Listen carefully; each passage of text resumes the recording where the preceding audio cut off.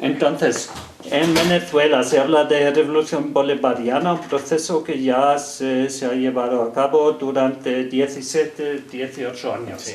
¿Cuáles son las conquistas que habéis conseguido en ese proceso?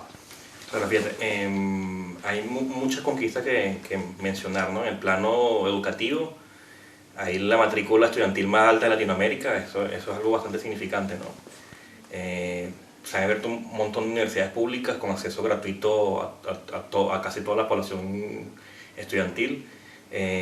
Hay centros educativos de primaria, secundaria, universidades, hay una apertura muy grande para la educación. Además también las personas adultas que nunca tuvieron acceso a la educación, ahora tienen acceso a la educación. En el tema de salud, bueno, ahí están las misiones como la misión Barrio Adentro, que son, como el nombre lo dice, ¿no? Llevan el médico hasta el barrio, ¿no? Hasta dentro del barrio. Esto es algo totalmente nuevo y que permite que los sectores populares que nunca tuvieron acceso a servicios de salud tengan ahora un médico regular que está permanentemente en el barrio y los atiende siempre, ¿no? En temas laborales, bueno, mira, yo creo que la ley del trabajo de Venezuela es una de las leyes más avanzadas del mundo. Contempla cosas que serían absurdas en otros países, ¿no? Da muchísimos beneficios para las mujeres embarazadas, reposo bastante amplio. Tiene beneficios, bueno, que crea algo que creo que es bastante inédito en el mundo, ¿no? Que son los delegados de prevención, que son como los delegados sindicales, pero se dedican al control de las condiciones de seguridad laboral, de higiene y salud en los trabajos, ¿no? Eso es bastante importante ahorita en Venezuela. Además da muchísimos beneficios a los trabajadores, establece, bueno, eso es una política también del gobierno, se ha establecido una inamovilidad laboral, que consiste en que, bueno, que no se pueden despedir a los trabajadores de las empresas, ¿no? Eso es algo, una protección que es una conquista histórica para el movimiento obrero en Venezuela, ¿no?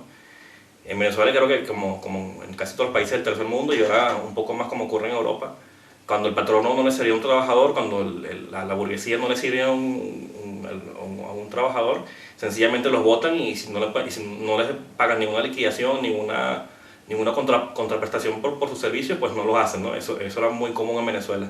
Por eso Chávez aplica esta normativa, ¿no? Que no es posible despedir trabajadores y si despiden a los trabajadores tienen que pasar por todo un proceso administrativo y legal que es súper engorroso para ellos y por eso no lo hacen, ¿no? En el plano de la alimentación se crearon cadenas de supermercados en toda Venezuela, especialmente en sectores populares donde nunca había un mercado grande, donde nunca había acceso a comprar alimentos cerca de las viviendas. En tiempos anteriores tenían que desplazarse normalmente hacia los sectores donde vive la pequeña burguesía o la burguesía, que no estaban los grandes supermercados de las cadenas privadas. Hoy en día, en casi todos los barrios, los pueblos, los caseríos de Venezuela, hay centros de distribución de alimentos del Estado y a precios en su mayoría subsidiados, a precios muy accesibles que no se pueden conseguir en las cadenas privadas, ¿no? Esto también es una conquista histórica. Precisamente la razón del Caracazo en el 89 fue la gran escasez de alimentos que había, bueno, mejor dicho, la escasez de alimentos en las casas de las personas, ¿no? Porque habían alimentos en los supermercados, pero no había formas de cómo comprarlos. Entonces, por eso, luego de que ocurre ciertas medidas neoliberales que se tomaron en Venezuela, la gente cansada de todo esto, cansada de las privatizaciones, de las reducciones de salarios, los despidos, del aumento de la gasolina, los servicios, los alimentos, sale a las calles y protesta, ¿no? Y una de las principales razones fue por el aumento exagerado con los alimentos. Entonces, al tener esta cadena de distribución del Estado en casi todos los centros poblados del país, es una conquista muy importante porque ya tú no dependes del sector privado que ponga los precios a su gusto, ¿no? Ya hay servicios de venta de alimentos a precios muy baratos, incluso en la mayoría de los casos están subsidiados por el Estado. Bueno, pero creo que la mayor conquista y el mayor aporte de la revolución bolivariana es el despertar de las masas. La posibilidad de que las personas se organicen en consejos comunales, en consejos de trabajadores, en consejos campesinos, en comunas.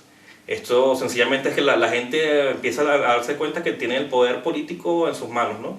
Y que pueden asumirlo. Esto es una gran conquista que creo que es una gran lección para el mundo entero, para una aspiración para el mundo entero, porque lo que se plantea en la transformación política, sociopolítica en el país, es que ya no es un representante que tú eliges para que decida por ti lo que ocurre en tu barrio, en tu comunidad, en tu ciudad, sino es la misma comunidad organizada que por ellos mismos toman las acciones y llevan a cabo todas las políticas necesarias para la comunidad, desde la construcción de infraestructuras, de vialidades, atención de personas mayores, de salud, etc. Toda esta organicidad está contemplada dentro de los consejos comunales.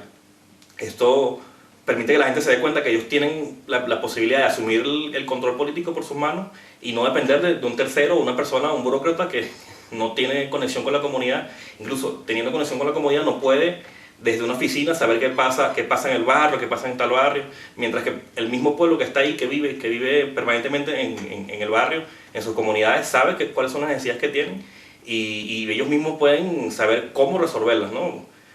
Muchas veces pasa que un burócrata desde la oficina ve un problema, pero al no estar ahí, no verlo en concreto, no se da cuenta cómo es la forma mejor de resolverlo. Entonces pasa que, como pasaba en la Cuarta República, en una comunidad donde no habían jóvenes, no habían niños, y habían puras personas de tercera edad, se construían canchas deportivas, ¿no? Porque se supone que en cada comunidad tiene que haber una cancha deportiva según las normas, según las estadísticas. Sin embargo, en base a papeles, en base a cifras, no se puede planificar la comunidad, ¿no? Se tiene que planificarse directamente desde la comunidad y en la comunidad. Y esto es lo que plantea un poco la Revolución Bolivariana. Además, hay una participación política enorme en Venezuela. La abstención electoral en la Cuarta República llegaba al 50% en elecciones presidenciales, que son las que se supone que son un poco más de más participación. En otras elecciones podía llegar hasta el 70%, ¿no? En parlamentarias, en regionales, es totalmente algo absurdo. Eso muestra un poco cómo en la Cuarta República la gente tenía desconfianza de la política, ¿no? No creían en la política, no creían en los políticos, no participaban activamente en la política. Luego de la Revolución Bolivariana, bueno, el margen de extensión en una elección presidencial no baja del 20%. Es muy raro que llegue a 20%. Esto muestra, bueno, que la gente está mucho más activa políticamente, se preocupa mucho más por lo que sucede en la política, y hay esta participación de la gente que se organiza a través de colectivos, a través de organizaciones sociales, de movimientos sociales, para conjuntamente resolver los problemas de las comunidades. Eso es un paso súper importantísimo en la transformación hacia el socialismo, que la misma gente se dé cuenta que organizándose, que reuniéndose con las personas de las comunidades, con las personas que tienen intereses en común, de esa forma se pueden resolver los problemas que tengan, ¿no? No hay que depender de un burócrata que venga a defender tus intereses, sino tú mismo puedes defender tus intereses. Eso es un gran logro histórico para el movimiento popular en Venezuela. Pero ese logro histórico parece que no está irreversible. La oposición, la oligarquía, ha hecho varios intentos de derrumbar al gobierno de Chávez y de Maduro en 2002, 2003, 2004, el año pasado con la Guarima y tal. Entonces, ¿cuál es la situación actual? Porque la oligarquía parece que todavía tiene poder económico. Claro, sí, no. Definitivamente la burguesía tiene, y la pequeña oligarquía que hay en el país tiene el control económico a 100%, ¿no?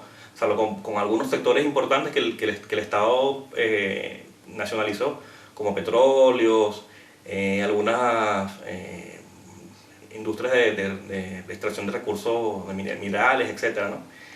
Pero lo que pasa en Venezuela y lo que se ha visto en todo el proceso bolivariano es que la burguesía no está de acuerdo con la revolución.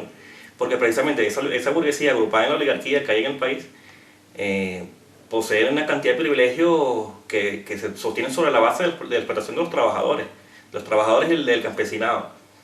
Y una revolución como la que se plantea en Venezuela pretende precisamente acabar con los privilegios de estos sectores. Es inocente y es ilógico pensar que esta oligarquía va a quedarse de brazos cruzados mientras la revolución va poco a poco quitándole privilegios, ¿no? Y quitándole sus cuotas de poder que tienen y entregándoselas al pueblo.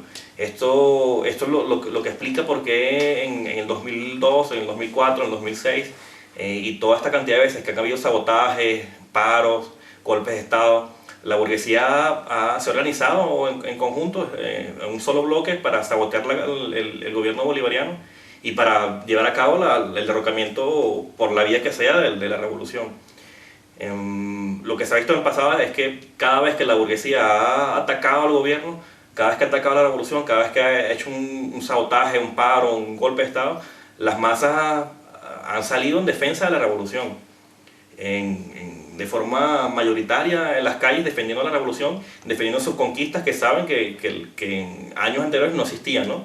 Como explicaba un poco hace un momento, todas estas conquistas que antes eran negadas para la revolución, la gente las defiende y las defiende a muerte, ¿no? Incluso.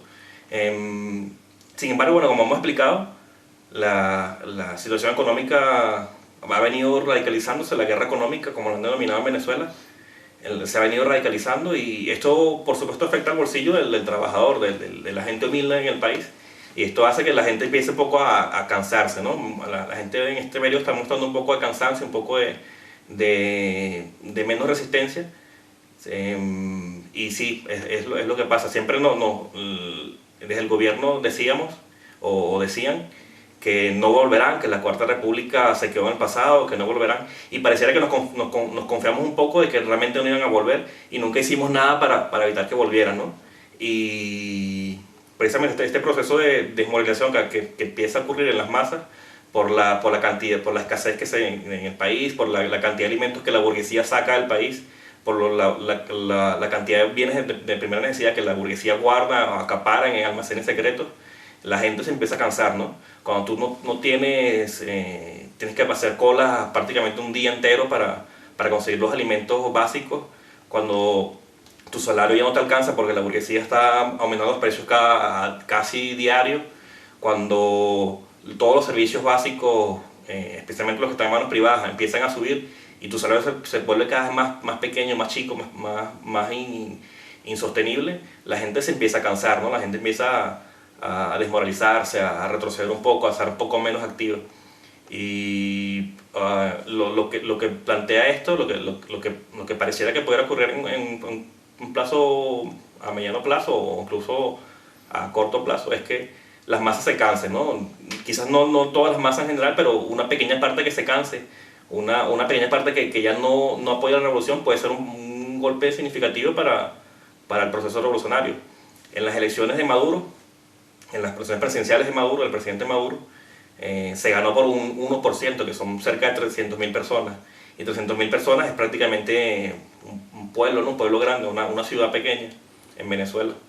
Así que ese 1% nada más que se desmoralice, o un 1 o un 2% que se desmoralice de la población votante, significa que se puede perder la revolución por la vía electoral, ¿no? Significa que la guerra económica, o lo que nosotros explicamos, que es la lucha de clases, que no es más que la lucha de intereses entre clases sociales antagónicas, donde cada vez que tú mejoras a una clase es sobre la base del mejoramiento de la otra, ¿no? Cuando en Venezuela se han aumentado salarios, se han regulado precios para que no aumenten los precios descomunalmente, como ocurrió en el pasado, cuando se dan beneficios a los trabajadores para que la burguesía no pueda despedirlos, no pueda votarlos, no pueda pisotearlos, es una conquista histórica para los trabajadores, para los movimientos obreros. Se están defendiendo los intereses de clase del proletariado y también del campesinado. Sin embargo, toda esta defensa de los sectores populares en el país significa también un ataque a los intereses de la burguesía, un ataque a los privilegios de la burguesía. Esto es lo que denominamos el marxismo una lucha de clases, pero hay una lucha de intereses antagónicos de una clase que quiere seguir dominando, que quiere explotar al proletariado, que quiere extraer la mayor cantidad de plusvalía, de ganancia, de recursos de los trabajadores, y una clase social mayoritaria como el proletariado y junto con el campesinado en Venezuela, que lo que pretenden es la emancipación, ¿no? La conquista de su libertad política, económica, y asumir en sus manos su propio destino como sociedad. Esta es una lucha irreconciliable, ¿no? Y lo que muestra claramente la Revolución Bolivariana es que no hay forma de mejorar ambas clases al mismo tiempo, ¿no? Cada vez que se toma una medida hacia el pueblo trabajador, es un ataque a los intereses de la burguesía, y cada vez que se ha tomado alguna medida que sea por solicitud de la burguesía, por presión de la burguesía, es un ataque a los intereses de los trabajadores. Esta lucha de clases, o como la denomina Venezuela, una guerra económica, es lo que ha venido debilitando la base moral del pueblo, especialmente del grupo chavista, de los que apoyan a la revolución, y se está empezando a sentir un poco el desgaste, ¿no? Hay sectores muy descontentos porque, no porque piensen que quien está detrás de todo esto es el gobierno bolivariano, porque identifican claramente que quien está detrás es la burguesía que sabotea la economía, que acapara, que saca los alimentos del país para no se consigan en Venezuela. Pero al mismo tiempo el pueblo se da cuenta de que el gobierno, por más medidas que intenta aplicar, más medidas enmarcadas en el reformismo, no puede solucionar los problemas de raíz. Entonces ven al gobierno como la incapacidad para resolver los problemas y la incapacidad para defender sus intereses ante la burguesía, que los viene pisoteando desde hace bastante tiempo. Entonces esto genera un descontento, a la vez que hay un odio de clase hacia la burguesía, también un descontento muy fuerte hacia el gobierno por la incapacidad de resolver los problemas. Entonces esto significa que en las elecciones que vienen próximamente en diciembre, las elecciones de la Asamblea Nacional, sectores importantes donde siempre se habían ganado los candidatos del chavismo puedan perder, ¿no? Incluso perder puestos importantes, incluso pudiendo llegar a no ganar la mayoría de los puestos en la Asamblea. Esto es muy peligroso porque marcaría el inicio de la contrarrevolución en Venezuela, el inicio realmente de la contrarrevolución activa, ¿no? Fuertemente en la revolución, o en el proceso revolucionario, porque desde la Asamblea se autoriza, se controla, se legisla totalmente lo que se hace en el gobierno. Esto significa que ningún presupuesto, estando la derecha en el poder, teniendo en la derecha el poder de la Asamblea, no se autorizarían leyes, no se autorizarían presupuestos, no se permitirá que la revolución haga nada en absoluto, ¿no? Y además que no habría la posibilidad de tener una ley habilitante como el pasado, porque para eso haría falta un 70% de los puestos en la Asamblea. Entonces, al no tener el 70%, no tener ni siquiera la mayoría, no hay forma de que desde arriba el presidente pueda tomar alguna ley, alguna medida, algún decreto que tenga rango de ley sin que la derecha lo rechace o lo eche para atrás. Entonces esto significaría sencillamente, bueno, ya que la revolución se estancaría por completo, sin la posibilidad de seguir avanzando, sin generando medidas, más bien se retrocedería a través del sabotaje de la economía, de la corrupción, de la infiltración de funcionarios en las empresas del Estado compradas por la misma burguesía. Todo esto permanecería radicalizándose mucho más rápido de lo que ha venido estos 16 o 17 años de revolución, y terminará por desmoralizar al pueblo como ocurrió en Nicaragua, ¿no? Que se perdió por las elecciones por una vía electoral. Entonces, ¿cuál es la propuesta de lucha de clases en cuanto a la política que hace falta para defender las conquistas para siempre y avanzar hacia el socialismo del siglo XXI? Claro, mira, en primer lugar, bueno, hay que explicar que el reformismo ha mostrado su bancarrota, ¿no? Su imposibilidad de solucionar los problemas. En el marco del capitalismo es cierto, como lo mostró la Revolución Bolivariana, que ciertas conquistas se pueden lograr, ¿no? Ciertas conquistas importantes, como las que se lograron en Venezuela, en los planos educativos, de salud, de alimentación, de trabajo, etc., ¿no? Se pueden lograr ciertas conquistas importantes. Sin embargo, algo que también muestra la Revolución Bolivariana es que estas conquistas no pueden ser permanentes, que estas conquistas en el marco del capitalismo no pueden permanecer en el tiempo a largo plazo, porque estas conquistas significan quitarle privilegios a la burguesía, y mientras la burguesía tenga el poder económico, ellos van permanentemente retomando otra vez sus intereses hasta lograr el status quo, ¿no? A volver a la época del pasado, donde tenían todo el poder en sus manos, poder político, económico, etc., para seguir desbancando el país, para seguir explotando a los trabajadores. Entonces, por un lado, estamos dejando claro, Venezuela deja claro, que el reformismo no permite una solución profunda de raíz a los problemas de las masas trabajadoras ni en Venezuela ni en el mundo. Entonces por eso explicamos desde lucha de clases como marxistas, con una comprensión científica de la sociedad, de esas contradicciones inherentes entre las clases sociales, donde no hay posibilidad de que se tomen medidas del gobierno que beneficien a ambas clases.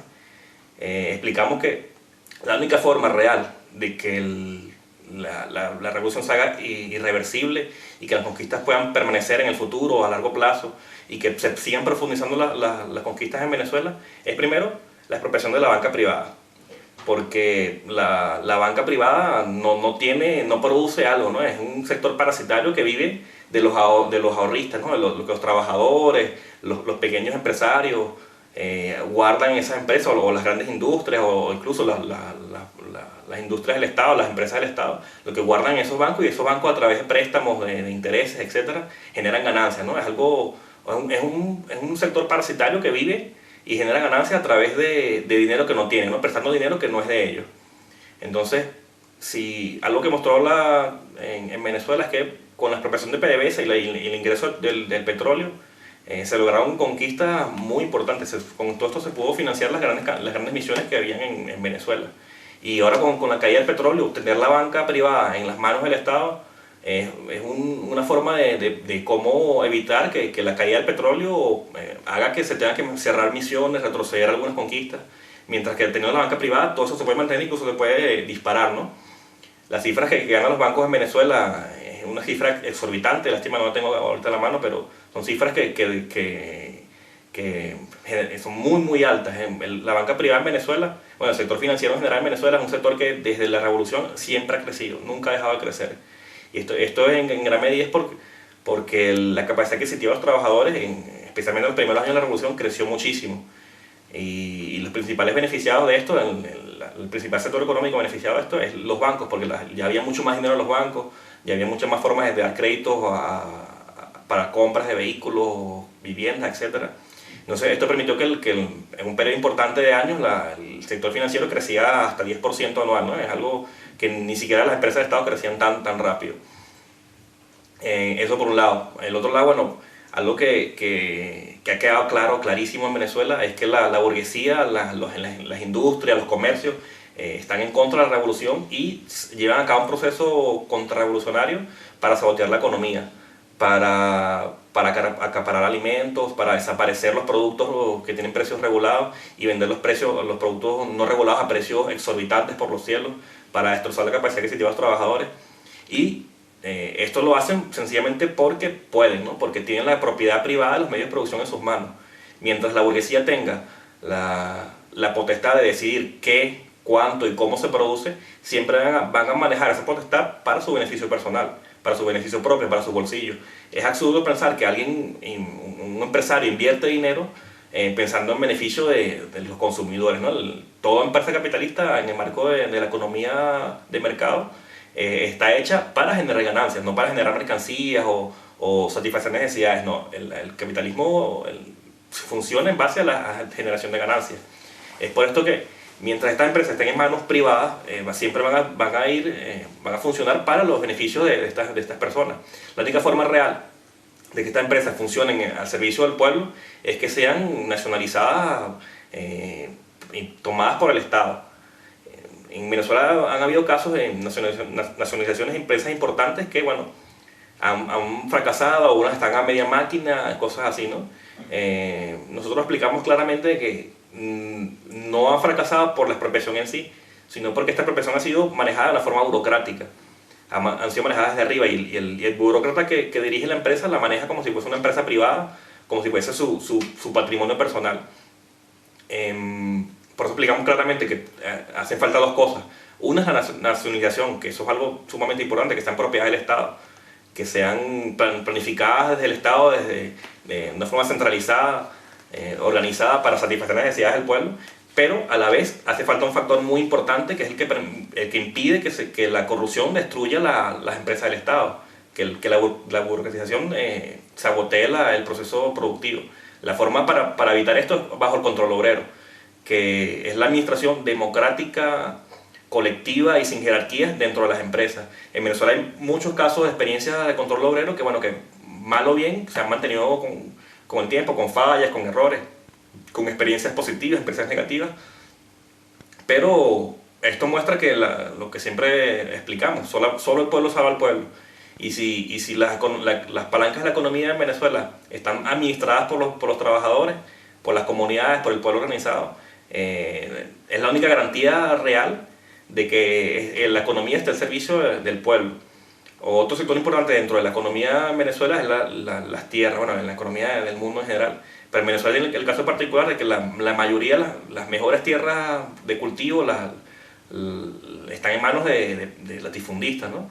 En Venezuela se dieron pasos muy importantes para acabar el latifundio, se expropió un 30% de las tierras, pero un 30% no es suficiente para la cantidad de tierras ociosas, tierras que no producen o que producen muy poco, que están en manos de latifundistas que realmente son parásitos, que no producen nada, que viven de la renta, que viven de lo poco que trabajan la tierra, y que además explotan a los campesinos o a los jornaleros que trabajan en estas tierras bajo condiciones infrahumanas. En Venezuela se consiguen casos de condiciones casi feudalistas, de campesinos que bajo la excusa de que viven en un territorio, en una tierra, no le dan salarios, no le dan nada porque, según lo explican los terratenientes, le están dando comida y alojamiento, entonces no merecen un sueldo, ¿no? Eso es una muestra reaccionaria de cómo funciona la economía. Que todavía existe. Que todavía existen en el país, que todavía existen hoy en día, que es algo increíble, ¿no? Un sistema casi feudal.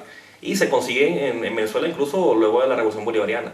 La única forma de acabar con este sistema tan reaccionario, tan explotador de los campesinos, es que se nacionalicen estas tierras en manos del Estado de una forma también planificada, organizada, pero que a la vez la administración de estas tierras, el trabajo de las tierras, sea hecho por los mismos campesinos que la trabajan hoy en día. Darle las tierras a los campesinos, no solamente para crear nuevos pequeños y medianos campesinos que manejen como una propiedad privada, sino para la colectivización de la tierra, de tal forma de que no se maneje en el beneficio de un individuo, un grupo, una familia, sino que sean administradas y trabajadas las tierras para el beneficio del pueblo en general.